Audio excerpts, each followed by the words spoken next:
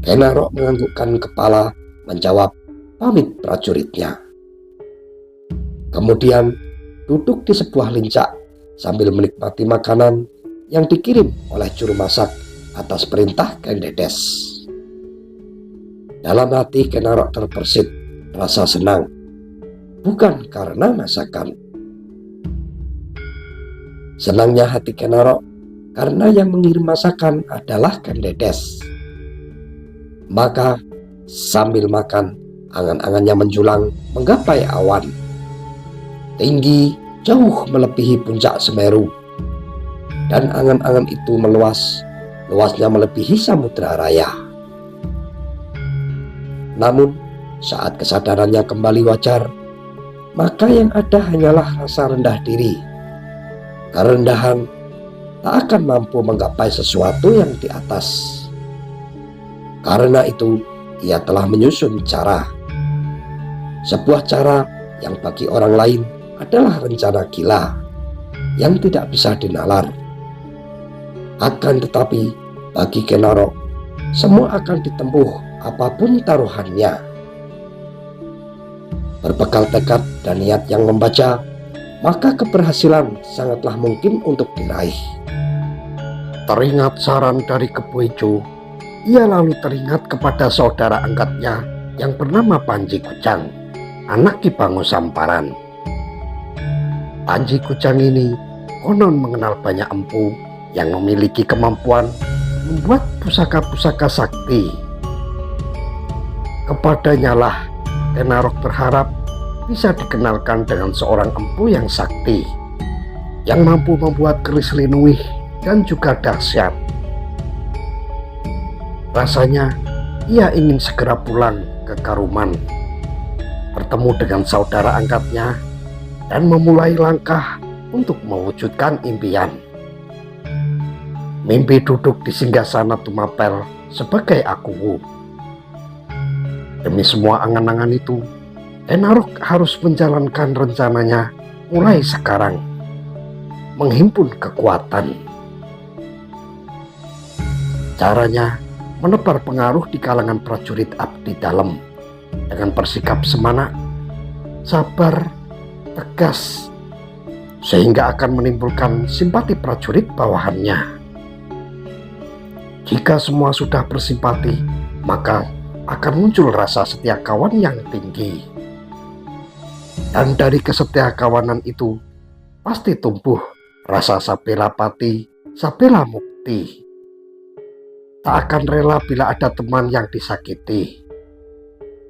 Selain itu, menjalin hubungan erat dan akrab kepada prajurit-prajurit di luar pendopo yang bersiaga di setiap tapel wates. Prajurit-prajurit itulah yang nanti akan menjadi tulang punggung kekuatan. Dibantu kekuatan dari kelompok-kelompok kecil, para gerombolan liar yang tersebar di sekitar Tumapel. Kenaro yakin bahwa rencana yang tersembunyi ini akan berjalan baik, sehingga ia akan dengan mudah mewujudkan keinginannya. Keinginan untuk duduk di singgasana Tumapel bersanding dengan putri Ken Dedes. Namun semua itu harus dilakukan secara cerdik. Tidak boleh gegabah dalam melangkah. Perhitungan harus mapan dan matang. Siapa-siapa yang bisa dijadikan teman ataupun siapa-siapa yang akan menentang, dipilihnya secara hati-hati. Kenaro tahu bahwa teman bisa menjadi lawan. Sebaliknya, lawan bisa menjadi teman persekutuan. Semua tergantung keadaan. Karenanya, Kenaro berusaha untuk mampu mengendalikan keadaan. Tiba-tiba, lamunan Kenaro terhenti manakala terdengar suara prajuritnya. "Maaf Ki Lurah, kami baru menangkap 2 orang perusuh yang membuat onar di ujung selatan jalan. Sekarang kami tawan di gardu ronda depan Ki Lurah. Bawa dia ke sini. Sendiko Ki Lurah. Prajurit itu pun berlalu patuh pada perintah Ken Arok. Tidak lama, mereka sudah kembali bersama 2 orang yang ditawan. Ken Arok menatap tajam kepada tawanan itu. Tatapan dengan sinar kemarahan membuat kedua orang itu bergidik dan bergetar ketakutan. Tinggalkan 2 orang ini di sini, prajurit. Kalian bisa kembali ke gardu jaga. Sendiko Ki, jawab prajuritnya. Begitu prajurit-prajurit tidak lagi terlihat, Ken Arok mendekati dan duduk di hadapan tawanan tersebut. Siapa dan dari mana kalian? Tanya Ken Arok lunak. Sangat berbeda dengan cara menatap yang tadi dilakukan. Kami dari Panawijen, Tuan. Nama kami Sambu dan Samba. Ken Arok mengangguk-angguk sambil mengusap-usap dagunya. Apakah kalian bersaudara? Iya, Tuan. Kami bersaudara. Lalu kenapa kalian membuat gaduh di Tumapel? Kalau kalian sekelompok perampok, seharusnya kalian lakukan di sekitar hutan, bukan di kota raja. Apalagi saat siang hari. Berapa orang teman kalian yang tadi ikut membuat kegaduhan? Kata-kata Ken Arok tidaklah menghakimi, akan tetapi seperti memberi arahan tentang bagaimana menjadi perampok dan perusuh yang semestinya. Dan ini membuat 2 orang tawanan tersebut tercengang. Kemudian salah satu dari mereka berkata, "Maaf, Tuan, kami ini bukanlah perampok atau orang jahat lainnya. Kami para pemuda Panawijen yang nguti kawruh di Padepokan Empu Purwa. Artinya kami semua adalah siswa-siswa dari Eyang Empu Purwa." Ken Arok tidak terkejut mendengar jawaban itu. Ia sudah menduga jika orang-orang ini bukanlah dari kelompok jahat. Keyakinan itu ada karena ia melihat penampilan dan kesantunan mereka dalam berbicara. Teruslah bercerita Ki Sanak, supaya aku selaku lurah prajurit bisa mengambil keputusan yang benar, katanya kemudian. Tuan, kami datang ke Tumapel sengaja tidak pada malam hari, karena niat kami tidaklah merampok, Tuan. Kami datang pada sore hari, di saat suasana Kutaraja masih banyak orang. Kami hanya ingin supaya warga Kutaraja mengetahui, sesungguhnya semua orang di Panawijen sangatlah tidak suka adanya Gusti Agung yang mengambil paksa putri Eyang Guru Empu Purwa. Meskipun kejadian itu sudah cukup lama, tapi kami akan tetap menganggap bahwa ini adalah tindak kesewenangan Aku Tunggul Ametung yang menyakiti hati kami, Kawula Panawijen. Apa itu artinya? Orang-orang Panawijen akan berontak kepada Tumapel. Maaf, Tuan, sama sekali tidak terfikir pada diri kami untuk membalelo.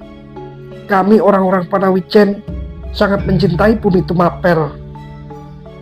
Kami hanya ingin memberitahu kepada Kawula Tumapel, jika Gusti sesembahan di Tumapel bukanlah panutan yang bijak dan baik. Ken Arok menghirup nafasnya dalam-dalam. Entah kenapa hatinya juga merasa sesak manakala disebut nama Ken Dedes yang dilakukan tidak pantas oleh siapapun, termasuk oleh Aku Tunggul Ametung. Jadi seperti itulah yang Ki Sanak maksudkan. Ken Arok berdiri, menepuk-nepuk bahu Sambu dan Samba. Berdirilah Ki Sanak. Aku memahami apa yang kalian inginkan. Berdirilah. Kedua orang Panawijen itu berdiri dengan wajah yang tertunduk. Ken Arok menuang minuman pada batok halus dan kemudian menyodorkan kepada Sambu dan Samba. Keduanya semakin heran sekaligus kagum atas kebaikan Ken Arok. "Terimalah dan minumlah." Sambu dan Samba menerima minuman yang diberikan oleh Ken Arok. Lalu mereka meneguknya sampai habis. "Terima kasih Tuan. Tuan sangat baik sebagai prajurit." "Sebut saja namaku Ken Arok." "Sekali lagi terima kasih Tuan Arok. Sekarang kalian boleh pulang ke Panawijen." Mendengar perkataan Ken Arok, Samba dan Sambu terkejut. Sungguh mereka tak menyangka. "Benarkah itu Tuan? Apa benar Tuan Arok menyuruh kami pulang?" Ken Arok pun tersenyum. "Pulanglah, ajari pemuda-pemuda Panawijen olah kanuragan, supaya kalian bisa menjaga dukuh dari orang-orang yang jahat. Suatu saat nanti aku butuh kalian." Demikian ucap Ken Arok. "Bagaimana nanti kami berkata kepada prajurit jaga di gardu depan Tuan? Sebab biasanya setiap orang yang melakukan kerusuhan di Temapel pasti akan ditawan." "Biarlah nanti aku yang bicara kepada prajurit-prajurit itu. Ayolah aku antar sampai gerbang." Mereka pun lalu berjalan bersama. Dalam hati Samba dan juga Sambu tak henti-hentinya mengagumi seorang Ken Arok yang dinilai sangat bijak dan sangat baik hati. Tetapi bagi Ken Arok, ia merasa hari itu telah mendapatkan satu kesatuan pasukan yang siap membantu perjuangannya.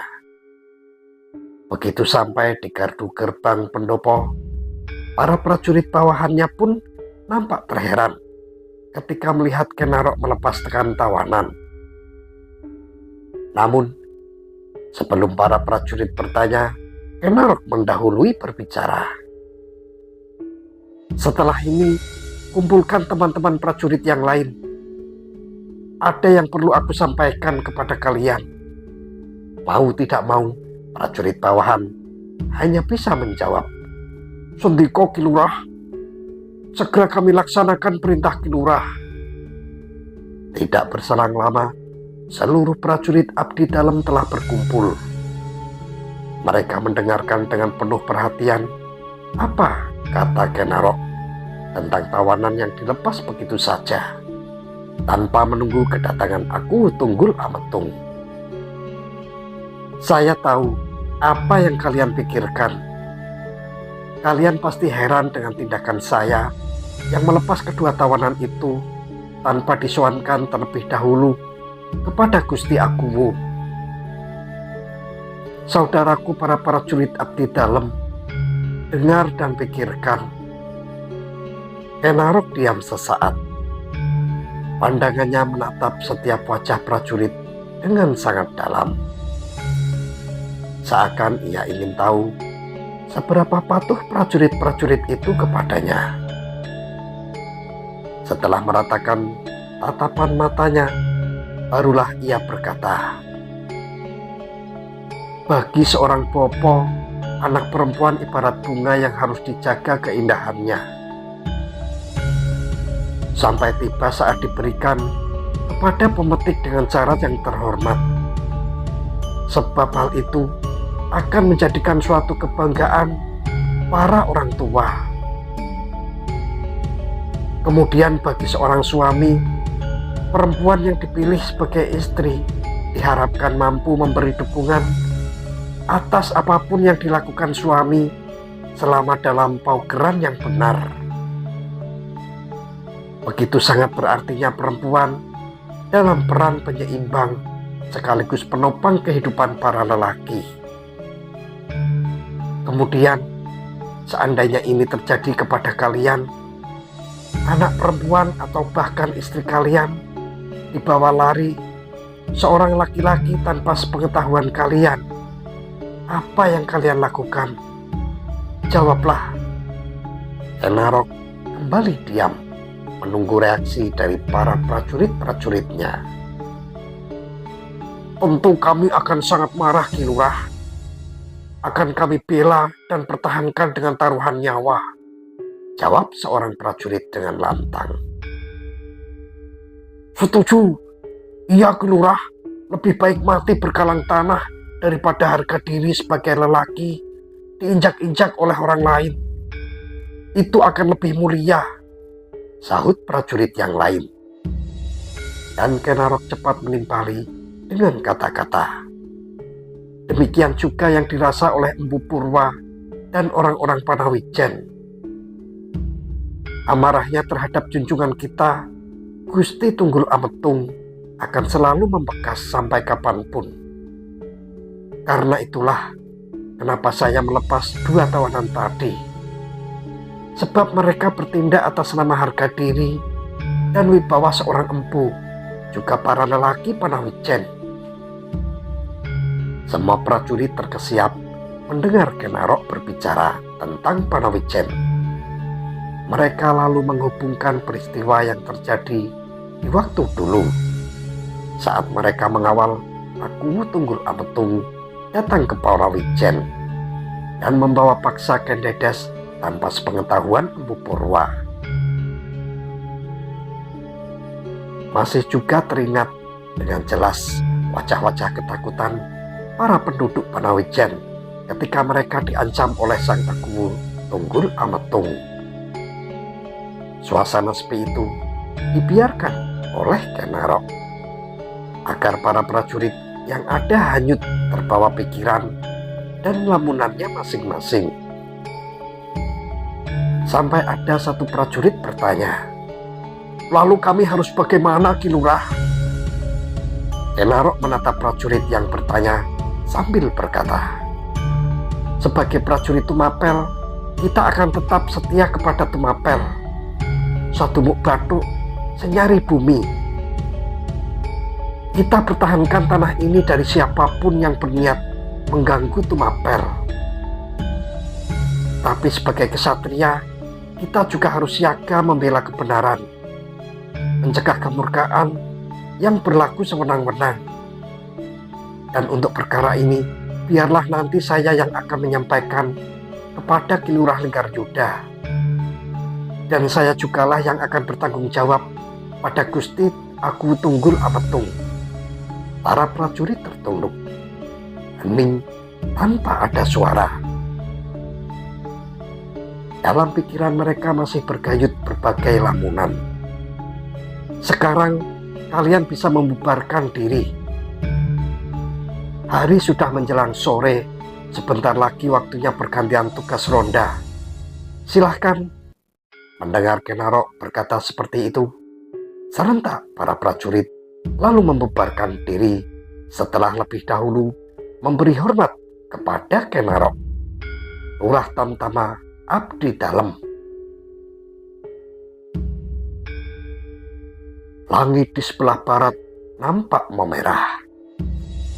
Senja dengan semburatan sinar kencana yang terhalang puncak perbukitan, seakan alam sedang memamerkan keindahannya yang tiada tara. Namun itu tak berlangsung lama.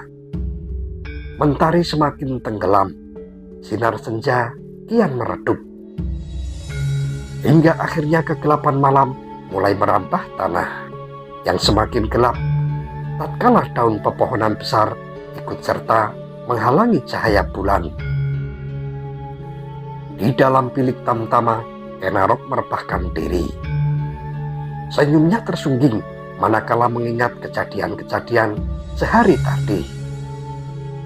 Ia sudah berhasil menanamkan rasa simpati pada orang-orang Panawijen dengan memperlakukan baik kepada tawanan yang dilepasnya.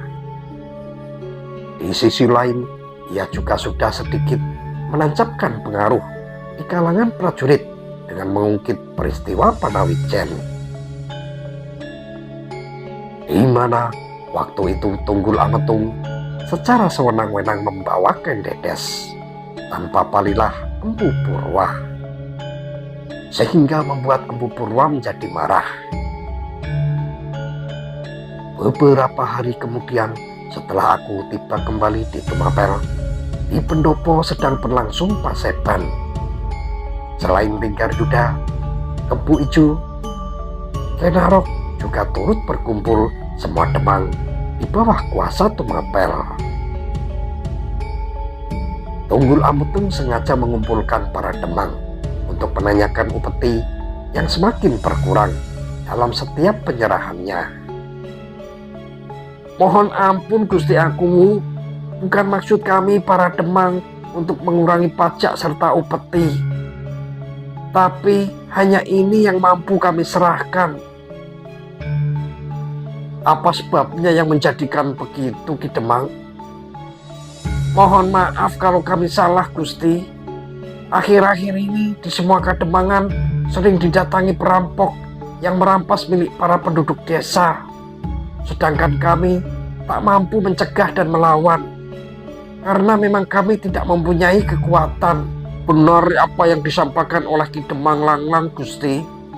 Para perampok itu sangat liar dan ganas. Ada beberapa pemuda desa kami sampai terbunuh saat mencoba menghalangi niat para perampok itu. Aku Tunggul Ametung diam dengan wajah yang memerah, pertanda menyimpan rasa amarah. Sama sekali ia tidak menyangka kalau daerah kekuasaannya masih ada para perampok dan perusuh yang mengganggu. Dan ia sama sekali tidak bisa berbuat apa-apa. Sedangkan para telik sandi Kediri mengetahui betul kekacauan-kekacauan yang terjadi di wilayah Tumapel. Bahkan karena itu, Prabu Kertajaya menegur dengan keras kepada dirinya. Sekarang, para Demang sendiri yang melaporkan tentang kekacauan di telatah Tumapel. Kegusaran Tunggul Ametung tampak ketika ia berkata, Linggar, Kempu Ijo, dan kau Kenarok, bagaimana semua terjadi tanpa kalian mengetahui? Linggaryuda menjawab, mohon ampun Gusti, keterlambatan kami untuk mengetahui pergerakan para perampok adalah kurangnya jumlah prajurit telik sandi. Sementara wilayah Tumapel sangatlah luas. Lalu mengapa kau tidak menambahkan prajurit telik sandi, Linggaryuda? Belum sempat Linggaryuda menjawab, Kenarok berkata, mohon ampun Gusti, perkenankan hamba berbicara, tapi jika ada yang salah sebelumnya hamba mohon dimaafkan. Tak apa Kenarok, bicaralah. Hamba memang baru beberapa hari suwita di Tumapel. Namun demikian, mendengar penjelasan para Demang, juga dengan apa yang disampaikan Kakang Linggaryuda, maka jika hamba boleh memberikan pendapat, agaknya Tumapel memang perlu menambah jumlah prajurit. Baik prajurit yang di Kutaraja ataupun prajurit Tapel Wates. Ampun Gusti, ini demi menjaga kewibawaan dan kadidayaan Tumapel. Aku Tunggul Ametung nampak bersungguh-sungguh mendengar usulan Kenarok. Diam-diam ia memuji kebijakan yang dilontarkannya. Apalagi ketika Linggaryuda juga turut berkata, sebaiknya memang demikian Gusti. Apa yang disampaikan Adi Kenarok adalah kebutuhan bagi prajurit dalam menjaga serta mengayomi kaula Tumapel. Baiklah, jika itu sangat diperlukan, pendapat kalian saya setujui. Mulai besok, pasanglah biawara di setiap bagian Kutaraja. Tumapel membutuhkan prajurit baru.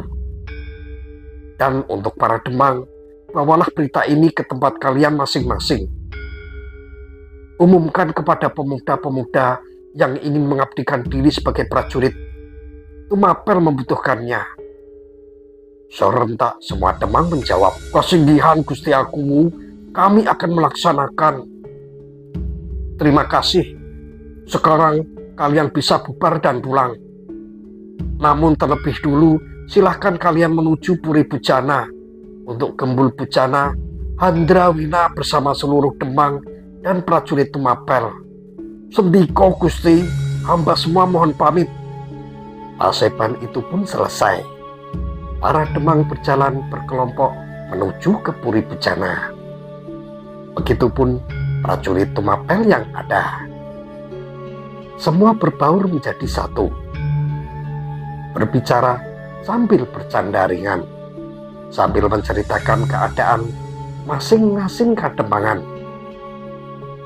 Dan yang paling dibicarakan saat itu adalah penambahan jumlah prajurit yang diusulkan oleh Ken Arok. Maka tak heran jika Ken Arok menjadi pusat perhatian mereka. Banyak demang yang kemudian mendekati Ken Arok, sekedar memperkenalkan diri sambil menikmati makanan yang disajikan oleh juru masak Akuwu.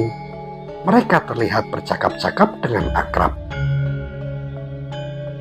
Nampak Ken Arok dikerubungi oleh beberapa demang. Dari perbincangan itu, ia semakin tahu keadaan kedemangan yang tersebar di telatah Tumapel. Silakan singgah di pondok kami jika Tuan kebetulan melewati daerah selatan, ucap salah satu demang. Terima kasih Ki Demang. Kelak jika saya lewat selatan, saya pasti akan singgah. Merupakan kehormatan bagi kami kalau itu terjadi Tuan Ken Arok. Ken Arok tersenyum menanggapi permintaan para demang.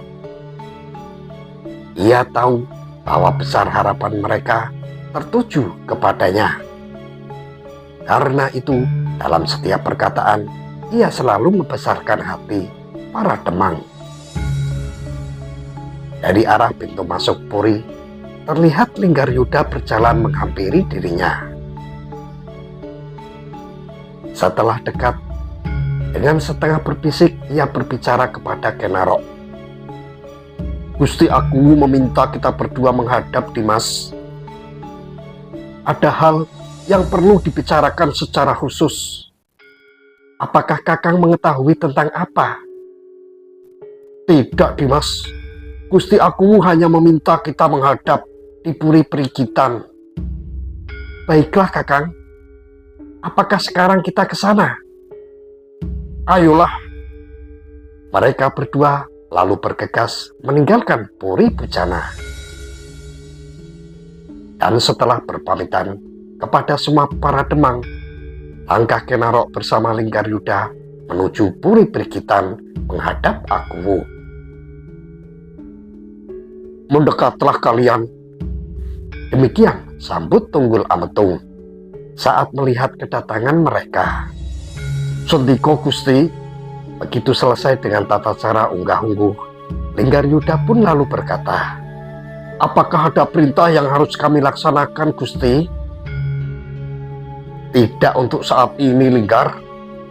Saya hanya ingin mendengar penjelasan Ken Arok tentang keadaan Tumapel saat kita tinggal sowan ke Kadiri kemarin. Saya mendapat cerita dari Nimas Kendedes. Katanya Ken Arok telah mengalahkan dan mengusir para perusuh yang mencegat Nimas saat perjalanan pulang dari Patirtan Watu Gede. Apakah itu benar, Ken Arok? Mendengar namanya disebut membuat Ken Arok terkejut, sehingga untuk beberapa saat ia hanya terdiam, menundukkan muka dalam-dalam. Sampai akhirnya terdengarlah jawaban itu.